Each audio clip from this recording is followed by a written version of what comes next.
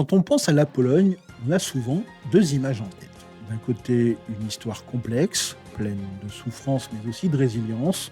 De l'autre, l'image plus simple, d'une table garnie de pierogies et de verres de vodka. Ces clichés ne sont pas faux, mais ils sont loin de raconter toute l'histoire. Car en ce moment, quelque chose de bien plus profond est en train de se jouer. Et si je vous disais que derrière ces images se cachent des valeurs, une force tranquille et une créativité bouillonnante qui commence à séduire le monde entier. Que cette culture polonaise, longtemps vue comme un peu secrète ou repliée sur elle-même, est en train de devenir une véritable source d'inspiration. Au fond, qu'est-ce qui fait que cet héritage, porté par l'une des plus grandes diasporas du monde, résonne si fort aujourd'hui? Comment un patrimoine forgé dans l'épreuve est-il devenu un soft power aussi attractif? Dans ce nouveau podcast du Double K, on va explorer les trois piliers de ce rayonnement. On va voir comment la mémoire de la diaspora est devenue une force, comment des valeurs traditionnelles répondent à nos angoisses modernes et comment une nouvelle vague créative est en train de redessiner l'image de la Pologne. Alors suivez-moi, on part explorer ce qui fait vraiment vibrer l'âme polonaise. Pour comprendre l'importance de la culture polonaise, il faut d'abord s'intéresser à son véhicule principal, les gens. Plus précisément, les quelques 20 millions de personnes d'origine polonaise qui vivent hors de Pologne. C'est l'une des plus grandes diasporas au monde, une Polonia mondiale dont les racines s'étendent de Chicago à Curitiba au Brésil, en passant par la Ruhr allemande et les mines du nord de la France. Cette dispersion n'a jamais été vraiment un choix. Elle est le résultat d'une histoire pour le moins mouvementée. Imaginez un peu, à la fin du XVIIIe siècle, le pays est littéralement effacé de la carte de l'Europe, partagé entre trois empires voisins, la Russie, la Prusse et l'Autriche. Pendant 123 ans, être polonais, c'est appartenir à une nation sans État. La culture, la langue et la foi sont alors devenus les seuls territoires où la souveraineté pouvait encore exister. La maison, l'église, la communauté locale se sont transformées en sanctuaires de l'identité polonaise.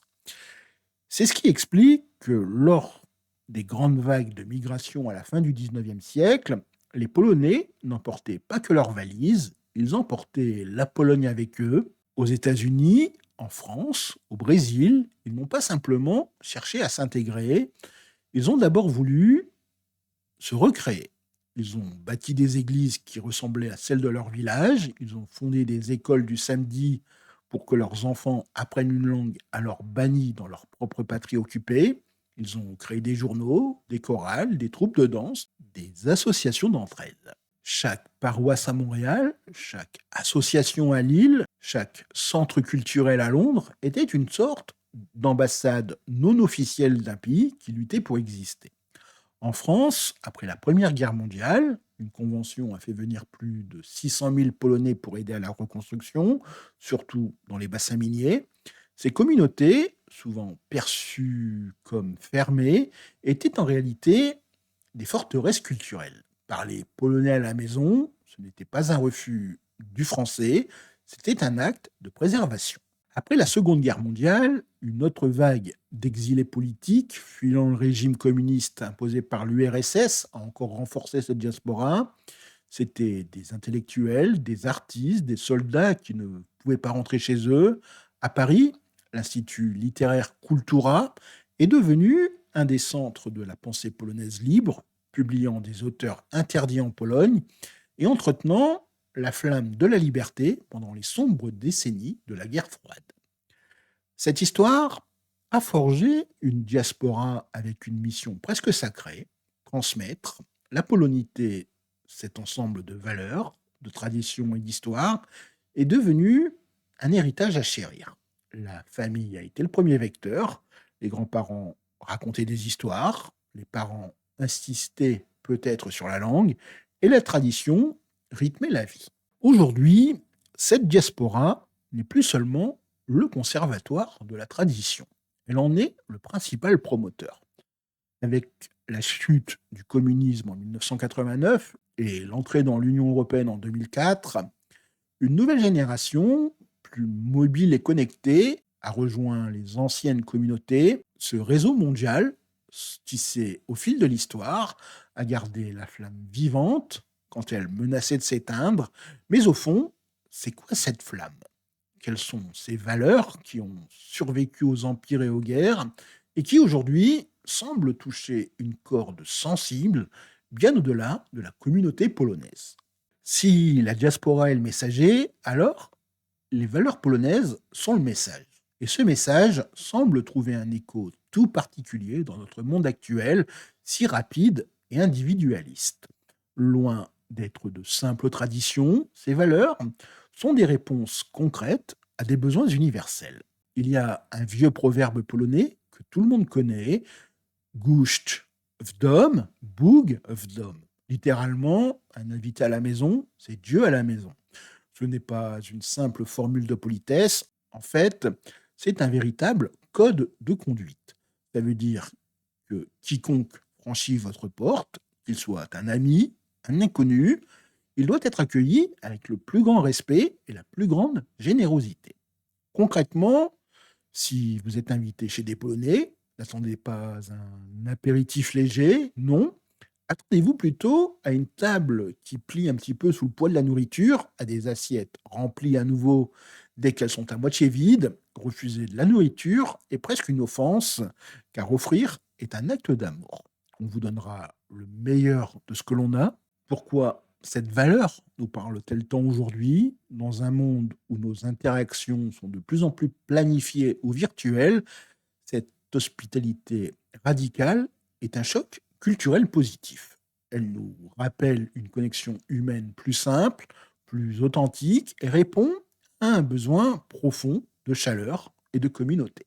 Pour vraiment saisir l'esprit polonais, il faut faire un petit détour par son histoire. C'est une histoire de survie, la disparition du pays pendant 123 ans, les ravages de la Seconde Guerre mondiale où la Pologne a perdu un cinquième de sa population et vu aussi sa capitale, Varsovie, rasée à 85%, puis les décennies sous le joug communiste.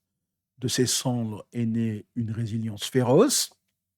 Ce n'est pas juste la capacité à endurer, c'est la volonté de se reconstruire et d'en être fier. L'exemple le plus fou, c'est certainement cette reconstruction de la vieille ville de Varsovie après la guerre, brique par brique, à partir de vieilles peintures et de souvenirs. Ce n'était pas un projet architectural, c'était avant tout un acte de défi. Aujourd'hui, cette force se voit dans l'esprit d'entreprise qui a fait décoller l'économie polonaise. Elle se voit dans un art, souvent teinté d'une gravité qui fascine, et elle se voit dans une fierté nationale qui n'est pas arrogante, mais ancrée dans la conscience d'avoir surmonté l'imaginable. C'est une leçon puissante, on peut traverser les ténèbres sans perdre son âme. Dans un monde qui va toujours plus vite, où les traditions s'effacent, la culture polonaise agit un peu comme une encre. La famille n'est pas juste le noyau parents-enfants, c'est un clan élargi où les liens restent incroyablement forts. Le meilleur exemple, c'est la Vigilia, le dîner du réveillon de Noël. Ce n'est pas qu'un bon repas, c'est une pièce un petit peu de théâtre rituel. On attend la première étoile pour s'asseoir à table. Sous la nappe blanche, on glisse un peu le foin, souvent de l'étable de Bethléem. On laisse une place vide pour un voyageur imprévu. Le repas commence par le partage de l'opouatek, une fine gaufrette de pain qui ressemble un petit peu à un hostie. Chacun rompt un morceau chez l'autre en échangeant des vœux. C'est un moment d'une émotion intense. Suivent ensuite 12 plats sans viande pour les 12 apôtres. Ces rituels donnent un sens, un rythme à l'existence. Ils offrent des pauses, de la réflexion et une connexion authentique, un antidote puissant au sentiment de déracinement que beaucoup ressentent. Le mot polonais le plus connu au monde est sans doute Solidarność, solidarité. Ce mot évoque le syndicat de l'ère Wałęsa, qui a fait tomber le régime communiste, mais c'était plus qu'un mouvement politique, c'était l'incarnation d'une valeur fondamentale. Face à l'injustice, il faut se serrer les coudes et agir pour le bien commun. Cette valeur est tout sauf démodée. On l'a vu à l'œuvre de façon spectaculaire en 2022, au début de la guerre en Ukraine, face à l'arrivée massive de réfugiés. Il y a la société polonaise qui s'est mobilisée de façon spontanée et incroyable. Avant même que l'État ne s'organise, des citoyens ordinaires sont allés à la frontière avec leur propre voiture chercher des familles qu'ils ne connaissaient pas. Des millions de Polonais ont ouvert leurs portes. Les gares sont devenues des centres d'accueil gérés par des bénévoles. Au plus fort de la crise, plus d'1,5 million de réfugiés ont été accueillis en Pologne. Cet élan de solidarité, salué dans le monde entier, a montré que cette valeur était toujours incroyablement vivante. Hospitalité, résilience, famille, solidarité, ces piliers expliquent pourquoi cette culture devient une source d'inspiration, mais ce serait une erreur de ne voir que la tradition, car en parallèle, une nouvelle Pologne, résolument moderne, est en train de conquérir le monde. Si l'héritage et les valeurs forment le cœur du soft power polonais, une nouvelle vague de créativité en est la pointe de la lance. Cette Pologne du XXIe siècle ne fait pas que préserver son passé, elle l'utilise comme tremplin. Il y a 15 ans, personne n'aurait cité la Pologne comme un grand pays du jeu vidéo. Aujourd'hui, c'est une évidence, la Pologne est devenue une superpuissance mondiale dans cette industrie, l'un des plus grands exportateurs en Europe. L'exemple le plus connu est évidemment CD Projekt Red et sa saga planétaire The Witcher, basée sur les romans de l'auteur polonais Andrzej Sapkowski. Le jeu est une œuvre profondément slave. Le succès phénoménal du jeu, puis de la série Netflix, a été un véritable cheval de Troie culturel. Des millions de joueurs ont découvert, à travers les aventures de Geralt de Rive, des paysages et des dilemmes moraux typiques de la culture polonaise. Mais l'arbre ne doit pas cacher la forêt. Des studios comme Techlang, Dying Light ou 11-Bit Studio, This War of Mine, Frostpunk, ont confirmé ce succès.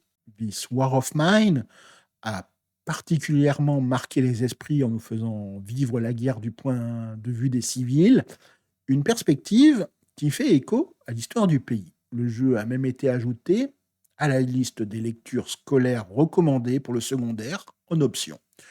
C'est d'ailleurs une première mondiale, ces jeux ne sont pas de simples divertissements, ce sont des exportations culturelles majeures. Au-delà du numérique, la Pologne s'affirme aussi dans le design et l'art.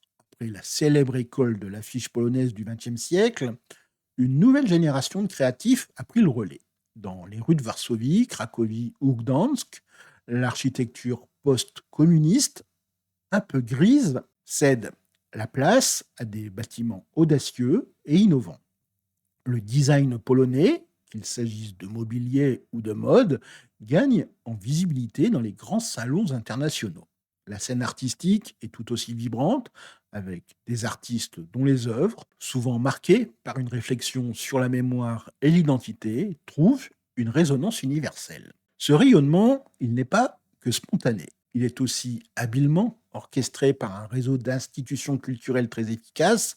On a l'Institut Adam Mickiewicz, qui est le vaisseau amiral de cette diplomatie. Chaque année, il organise des centaines d'événements dans le monde entier pour présenter le meilleur de la culture polonaise. À ses côtés, l'Institut du Livre soutient la traduction d'auteurs comme la lauréate du prix Nobel Olga Tokarczuk et l'Institut polonais du film promeut le cinéma national. Ensemble, ces institutions montrent une Pologne fière de son héritage, mais aussi résolument tournée vers l'avenir. Elles montrent que le pays n'est pas un musée, mais un laboratoire créatif en pleine ébullition. Alors, qu'est-ce qu'on peut retenir de tout ça? Pourquoi cette fascination grandissante pour la culture polonaise? Il ne s'agit pas d'une simple mode, mais d'une véritable rencontre en ce que la Pologne offre et ce que notre monde semble chercher. On a vu comment sa diaspora a agi comme une arche de Noé culturelle, préservant un héritage à travers les tempêtes de l'histoire pour mieux le partager aujourd'hui. On a exploré le cœur de cet héritage, des valeurs fortes qui nous parlent, l'hospitalité, qui nous rappelle la joie d'une connexion humaine simple, la résilience, qui nous inspire le courage, l'attachement au rituel qui offre une encre de sens dans un monde qui en manque, et la solidarité qui nous redonne un peu foi en l'humanité. Et enfin, on a découvert une culture qui ne se repose pas sur ses lauriers, une nouvelle vague créative, portée notamment par les jeux vidéo, un design et un art audacieux, dessine le visage d'une Pologne moderne et dynamique. L'adoption de la culture polonaise, ce n'est pas l'adoption d'un simple folklore.